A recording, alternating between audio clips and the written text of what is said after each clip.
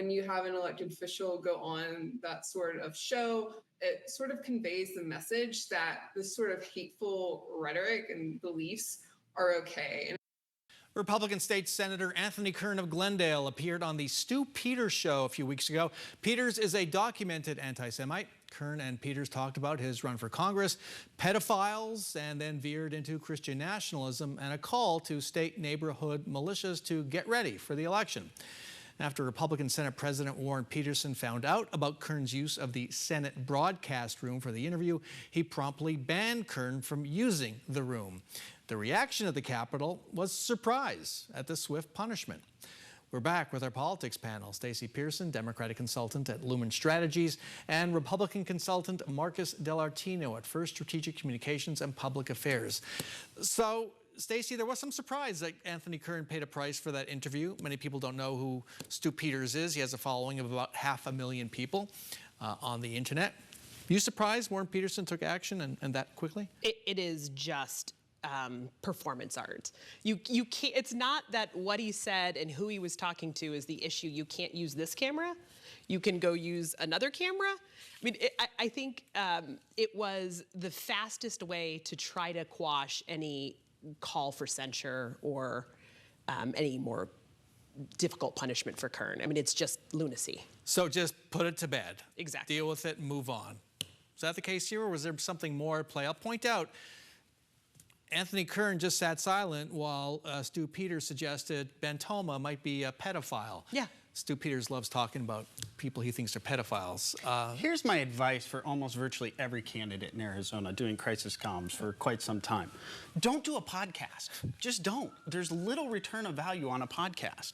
But in case you do, feel free to Google whoever you're going to do an interview with ahead of time, preferably. So I wasn't surprised, you know, and frankly, it's an easy layup shot for Mr. Peterson to say you're using government equipment for your congressional campaign, and that's an illegal activity, and I can't have it in this building. So walk outside and go have that conversation on your private cell phone.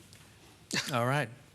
I will add that Kari Lake, Paul Gosar, Wendy Rogers have also appeared on the Stu Peters show, apparently without heeding your advice of Googling who they're talking to. It's terrifying. Never seems to happen.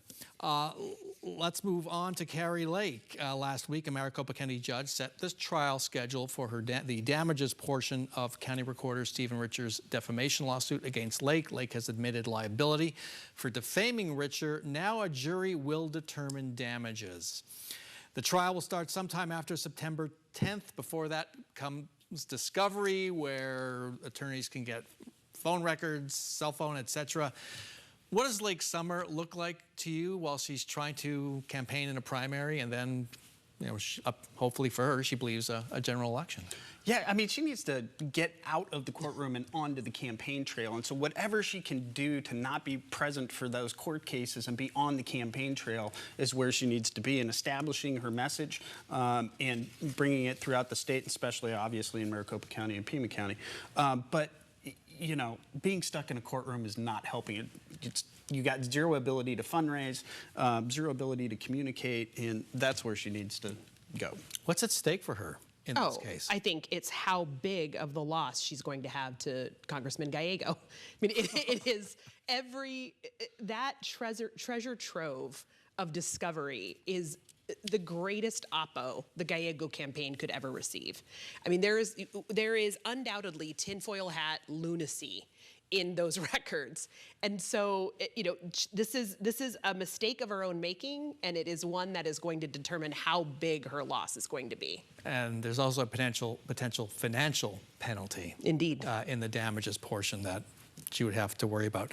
I know we all want to say something before we say goodbye. Oh, happy Mother's Day. Happy Mother's Day to my beautiful wife and my beautiful mom. Okay, and happy Mother's Day to all moms out there, all mother figures. We cannot thank you enough. That's our show for this week. Thanks very much to all of our guests. Thank you so much for joining us. See you back here next weekend for another round of Sunday Square Off.